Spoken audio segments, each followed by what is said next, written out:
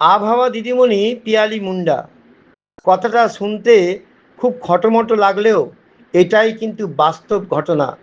দেওয়ালে আবহাওয়ার খবর আদিবাসী সম্প্রদায়ের মানুষের কাছে প্রাকৃতিক দুর্যোগের বার্তা পৌঁছে দিতে এই আবহাওয়া দিদিমণি পিয়ালি মুন্ডার কর্মকাণ্ড।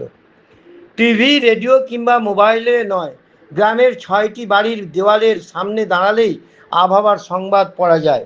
সেই সংবাদ পড়ার পরই কাজে বের হন কাকদ্বীপের রামগোপালপুর গ্রাম পঞ্চায়েতের কাশিয়াবাদ ও উত্তর কাশিয়াবাদ এলাকার গ্রামবাসীরা। জানা যায় এই দুটি গ্রামে প্রায় ১৫০টি আদিবাসী পরিবারের বসবাস রয়েছে। তারা নদী থেকে মাছ ও কাঁকড়া ধরে জীবিকা নির্বাহ করেন। বেশ কয়েকটি পরিবার আবার চাষবাসের সঙ্গেও যুক্ত রয়েছেন। এই পরিবারগুলিতে টিভি ও রেডিও নেই, সব পরিবারে আবার বড় মোবাইলও নেই, তাই সব সময় তারা আবহাওয়ার খবর জানতে পারেন না। অনেক সময় তারা নদীতে মাছ ও কাঁকড়া ধরতে গিয়ে ঝড় ও বৃষ্টির কবলে পড়েন। এছাড়াও দুর্যোগপূর্ণ আবহাওয়া হলে তাদের চাষবাসের ক্ষতিও হয়।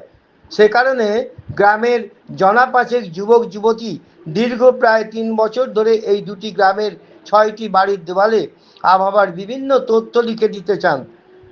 আগামী ৫ দিনের আবহাওয়ার পুঙ্খানুপুঙ্খ তথ্য ওই ৬টি দেওয়ালে চক দিয়ে লেখা হয়।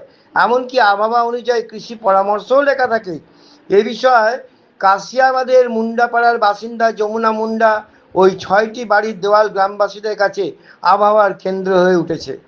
তাই সকলের কাছে পরিচিতি এখন একটি নাম, আবহাওয়া দিদিমণি পিয়ালি মুন্ডা। ব্যুরো রিপোর্ট, বাংলার বার্তা নিউজ। এটা হচ্ছে আমাদের 5 দিনের আবহাওয়া রিপোর্ট লেখা হয়। এখান থেকে আমাদের এখানে 150 জন আদিবাসী গ্রুপ মেম্বাররা মানে পরিবার আছে, ওনারা এখান থেকে দেখে বুঝতে পারেন যে কখন ঝড় হবে, কখন বৃষ্টি হবে, বা দেখে তারা বোঝে যে না এখন নদীতে যাওয়া সম্ভব নয়, ঝড় বৃষ্টি হবে, এইটা দেখে তারা বোঝে। বা এখানে কৃষি পরামর্শ দেওয়া হয় যে এই সময়টা কোন কোন চাষ করা যাবে, কি কি ব্যবহার করা যাবে, এইসব দেখে তারা বোঝে। তাতে চাষের সুবিধা হয় এবং নদীতে যাওয়া, তাদের মানে মাছ কাঁকড়া ধরে। এখানে আমাদের 6টা জায়গায় লেখা হয়। আপনি লেখেন? আমি এখানে 3টে বোর্ড লিখি। আমার ওখানে উত্তর কাশিয়াবাদ গ্রাম আছে, ওখানে একটা দিদি আছে, তিনি লেখেন। 3 বছর হচ্ছে, 3 বছর ধরে আমাদের ওয়েদার বোর্ড লেখা আছে। সেটাও আপনারা দেন? হ্যাঁ, আমরা সেটা মানে 5 দিনের রিপোর্ট আমরা দিয়ে দিই যে ঝড় হবে, কি বৃষ্টি হবে, কত পরিমাণে বৃষ্টি হবে, মেঘলা থাকবে না মেঘলা হবে না, সেগুলো আমরা সব এখান থেকে জানি। গ্রামের মানুষজন এমনি জিজ্ঞেস করে? হ্যাঁ, জিজ্ঞাসা করে। বা কোনো সময় ধরো বৃষ্টি হলো যে বৃষ্টিতে ধুয়ে গেছে, দিদি কেন লেখা হয়নি, আমরা বুঝতে পারছি না, একটু লিখে দিলে ভালো হয়, এরকম জিজ্ঞাসা। আদিবাসী গ্রাম সেটাই। হ্যাঁ হ্যাঁ, সেই কারণেই এটা করে, তাই তো? হ্যাঁ হ্যাঁ, যেহেতু আমাদের আদিবাসী গ্রাম, অনেকেই ফোন ব্যবহার করে না, অনেকে টিভি হয়তো আছে বাড়িতে, দেখেই না, যে বুঝতে পারে না যে কিভাবে কি হচ্ছে, কখন ওয়েদার ঠিক থাকবে, কখন ঠিক থাকবে না। তার জন্য আমাদের এটা করা হয়েছে। এটা একটা সংস্থা থেকে? হ্যাঁ, আমাদের সংগঠন থেকে এটা করানো হয়েছে।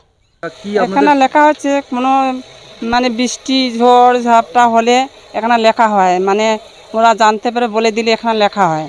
হ্যাঁ, এখান থেকেই বুঝতে পারেন? এখানে বুঝতে পারি আমরা কিছু জন্য লেখা হয় না, এমনি ঝড় হবে বৃষ্টি হবে এই জন্য এখানে খবরে মানে লেখা হয়। হ্যাঁ, তারপরে আমরা মাছ কাঁকড়া ধরে খাই, হ্যাঁ, চাষবাস করে খাই, নদীর এলাকা। হ্যাঁ, আবহাওয়ার দিকে নজর রাখি যে আমরা যদি ঝড় ঝাপটা হলে কোথায় পালাবো না পালাবো, এইটা আমরা দেখে দেখে বুঝতে পারি, আমরা তখন পালাই। হ্যাঁ, মহিলা লেখে, উনি লেখে পিয়ালি মুন্ডা।